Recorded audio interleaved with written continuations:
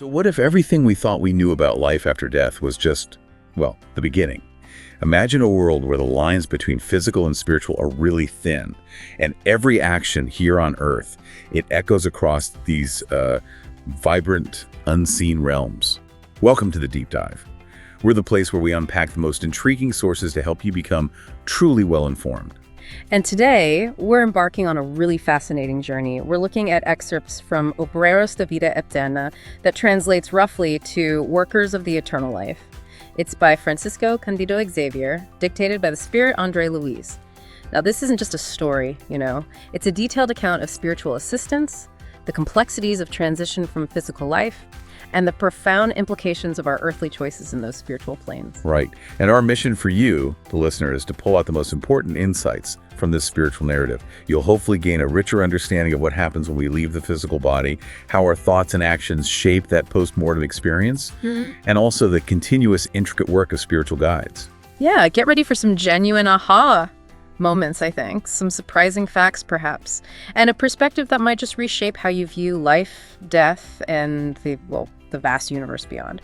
Okay, let's dive in. The spiritual landscape. Sanctuaries and transitional houses. Okay, let's start by getting a handle on the spiritual realms described in the source. Sort of map it out a bit. First, picture a place of profound beauty and real purpose, known as the Sanctuary of Blessing. Oh, this place sounds incredible. It's a temple built at the base of a graceful hill. The description says it's festive, luminously illuminated, towers reaching up into a clear night sky. And get this, even the flowers are described as luminous cups of light and perfume. Wow. Yeah. It serves as a gathering place for countless spiritual entities. They're called brothers of all conditions, all united by a common interest in spiritual lessons and elevation. And who's leading these discussions in this amazing place? The central figure mentioned here is instructor Albano Medelo. He's described as a dedicated leader, a champion, really, of aid tasks for the ignorant and suffering, particularly in regions close to the Earth's crust, the lower spiritual levels. Okay, and here's where it gets really interesting, I think. Medelo shares this core truth. After physical death, there is simply continuation of life. He says it outright. Heaven and hell reside within us. Exactly. So our virtues, our flaws, our inner balance or disharmony, that whole struggle for spiritual growth or, the potential to fall back, it all persists after the transition. It doesn't just stop. And that really challenges the conventional idea of some external place, right? A fixed heaven or hell. Completely. Medelo also points out how many spiritual travelers, even those who just briefly visit these higher planes, they often interpret what they see through their own earthly biases. He mentions historical figures Huygens, the astronomer, Teresa d'Avila, the saintly religious figure, Swedenborg, the famous medium. He notes that they described their spiritual observations, but colored by their own individual leanings, their psychological states, sometimes even seeing other worlds as, identical to Earth. So what's the big takeaway there? It suggests our internal state, our self, that's the real filter for reality, both here and beyond. Precisely. Our inner world is the lens. And connecting this to the bigger picture, the Earth itself is described as a great mother. Her welcoming arms extend through space beyond, offering other fields of improvement and redemption. It hints at this immense ongoing opportunity for spiritual evolution, way beyond just our physical life here. Okay, that's a picture of sort of serene progression. Now let's contrast that with a very different kind of spiritual place. The House of Transition. Right, the Casa Transitoria de Fabiano. It's a stark contrast, like you said. It's described as a large, simple building, no artistic beauty, and its location. It's in a foggy region where suffocating sadness seemed to reign incessantly, really close to the Earth's crust. It was founded by Fabiano de Cristo, known as a devoted servant of charity, specifically to help recently disincarnated souls, people who are often confused or suffering. Sounds pretty grim compared to the sanctuary. How does it function? What's its main purpose in such a difficult environment? Well, Zenobia, the director there, she explains it's an urgent aid asylum, kind of a mobile shelter that adapts to the needs. But it's constantly besieged, she says, by desperate and suffering spirits, condemned by their own conscience to revolt in pain. So this house acts as a central hub for rescue expeditions, both to the Earth's surface and into even darker spheres where tormented, ignorant beings linger.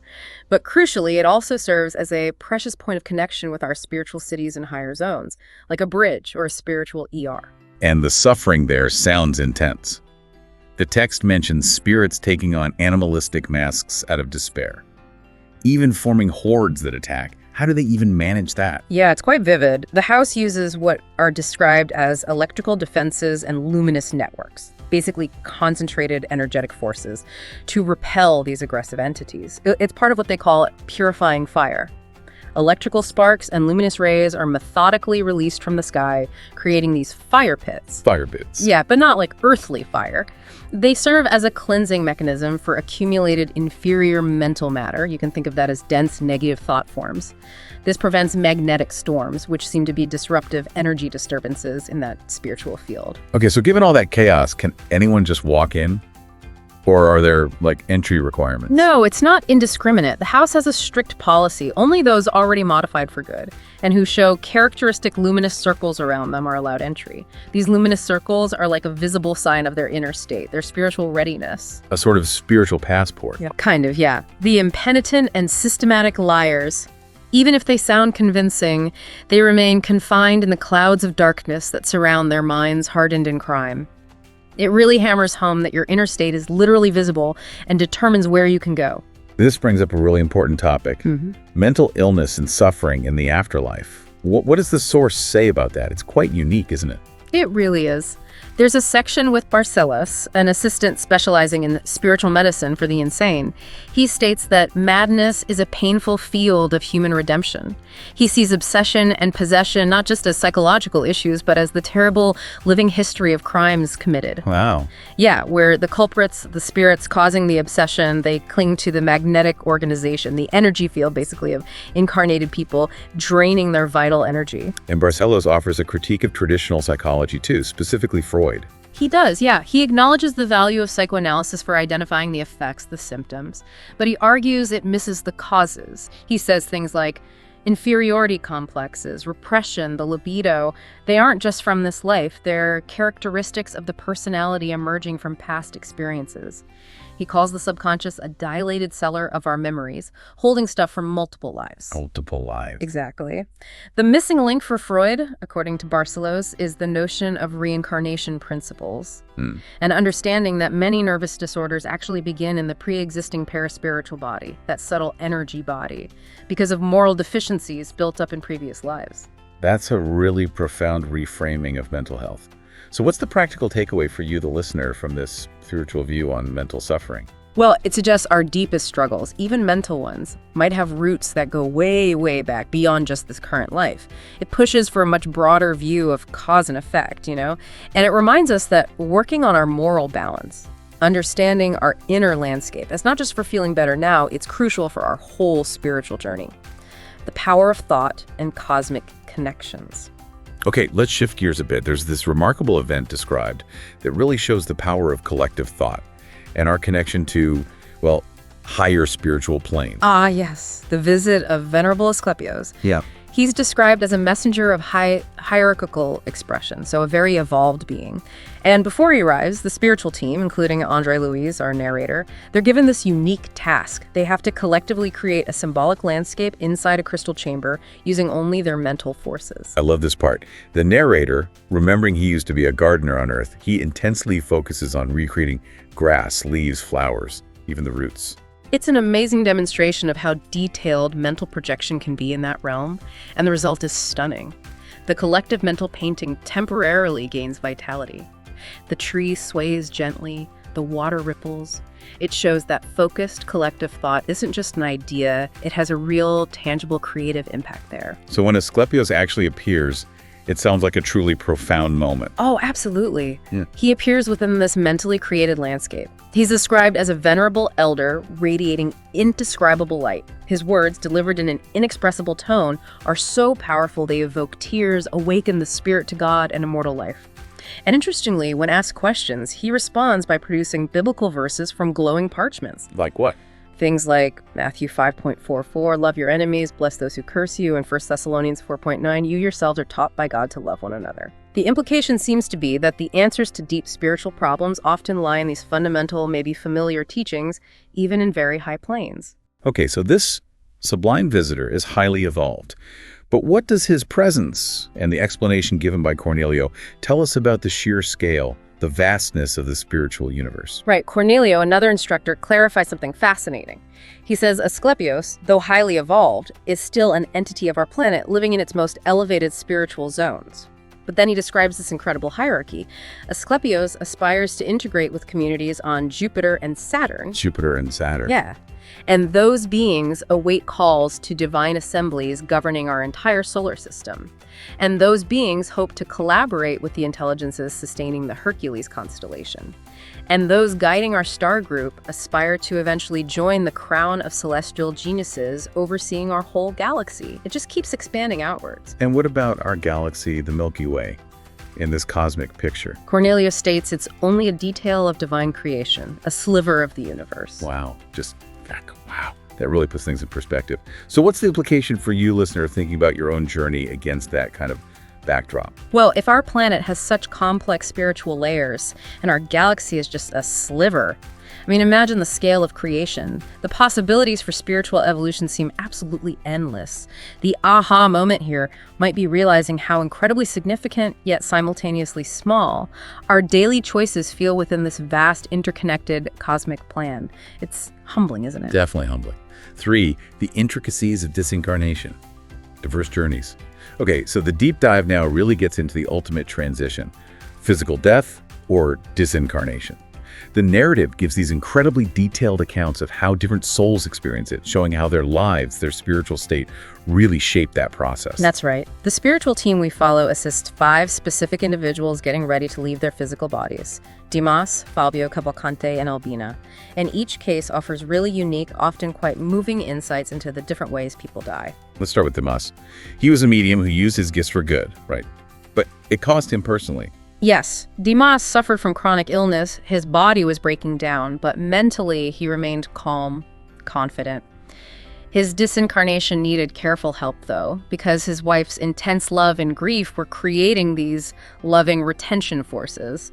Basically, her strong emotional attachment was unintentionally holding him tied to his dying body. That's powerful. It is. The spiritual process involved carefully releasing energies from 3 key areas: the vegetative center in the belly, the emotional center in the chest, and the mental center in the brain. And there's still that silver cord connection during this. Yes. A light silver cord connects the spirit body, the paraspirit, to the physical body.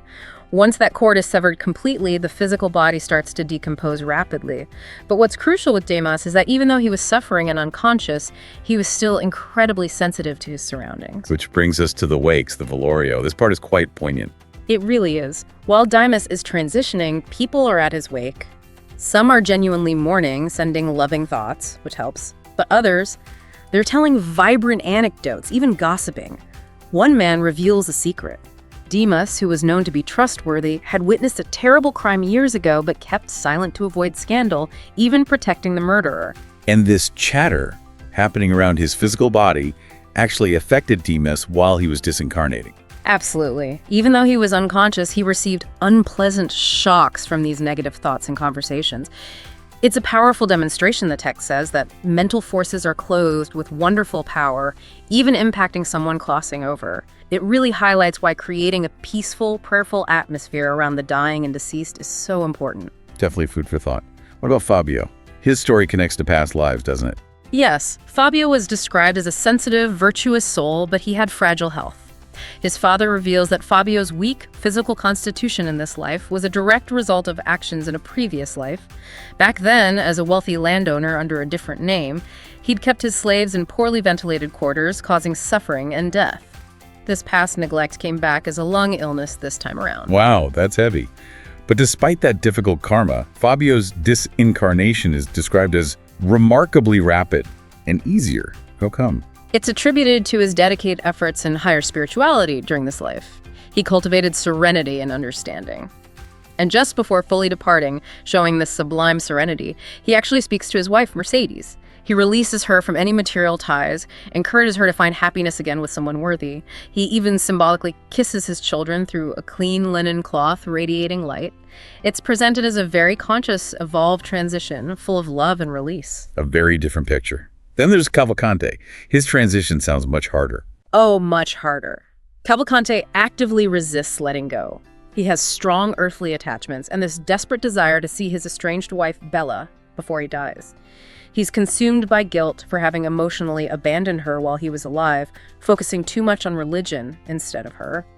And the earthly doctors and priests around him, they're shown as having only a superficial grasp of his real suffering. They even consider euthanasia. But the spiritual team steps in quite dramatically again. Yes. Geronimo, one of the spiritual workers, actually instigates a controlled hemorrhage to help weaken Cavalcante's physical grip, his attachment to the body. This allows for a really moving moment of reconciliation. They bring his disincarnated wife Bella to his side, and they forgive each other for past wrongs. It shows just how vital emotional closure is for the transition. But his letting go is still difficult.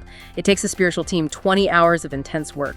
He arrives in the spiritual realm feeling apathetic, sleepy, disoriented. 20 hours. That's intense. And finally, there's Albina's story, which takes a surprising turn. Right, Albina. She's a devoted Protestant Christian educator, and she's initially scheduled for disincarnation. Like, it's her time.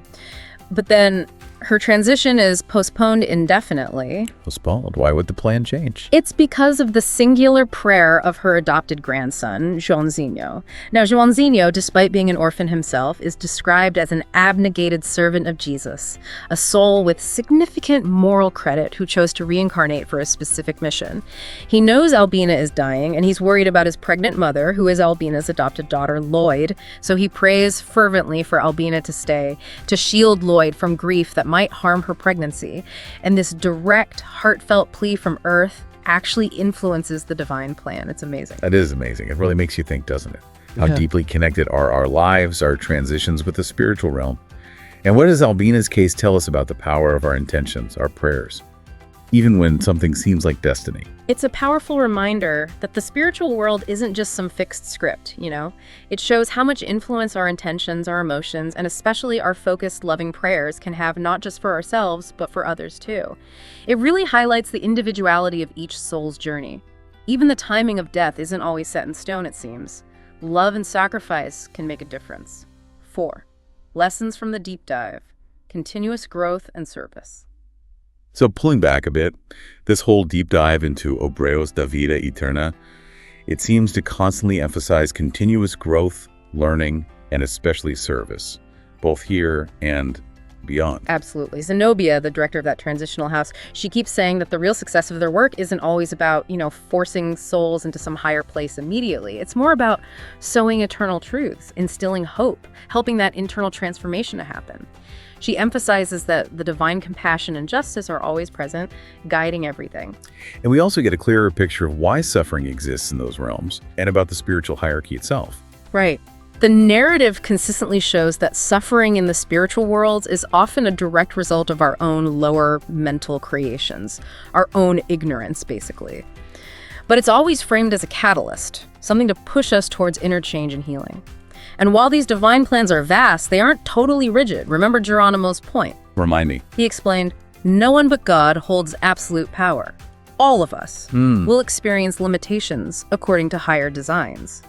It points to this dynamic interplay between the grand divine will and individual or collective influence, like we saw so clearly with Albina's prayer changing things. That makes sense. And that huge cosmic perspective we talked about earlier with the galaxies and all, that reinforces this idea of an endless journey, doesn't it? It really does. That constant progression moving towards higher planes, deeper understanding, eventually integrating with the divine, as Cornelio described it, that's a central theme. The spiritual realms aren't static places you just arrive at. They're dynamic schools, constantly offering learning and evolution across countless worlds and galaxies. It's mind-boggling. So as you, our listener, reflect on all these insights, what's the fundamental takeaway for your own life right now? I think it circles back to that core idea we started with. Heaven and hell reside within ourselves. Our mental state, our emotional landscape, our capacity for love, for compassion, for self-awareness. That's the real currency, both here on Earth and on our continuing spiritual journey. Like the source concludes, quoting the Bible, "For we are God's fellow workers. We're active participants in this grand design." So our journey through Obreiros da Vida Eterna definitely shows a spiritual world that's anything but passive. It's a place buzzing with activity, intricate assistance, and profound consequences for our actions and even our thoughts right here on Earth. Death really isn't presented as an ending, is it? It's a continuation, a moment for deep reflection, and often a brand new start for growth and service. Exactly.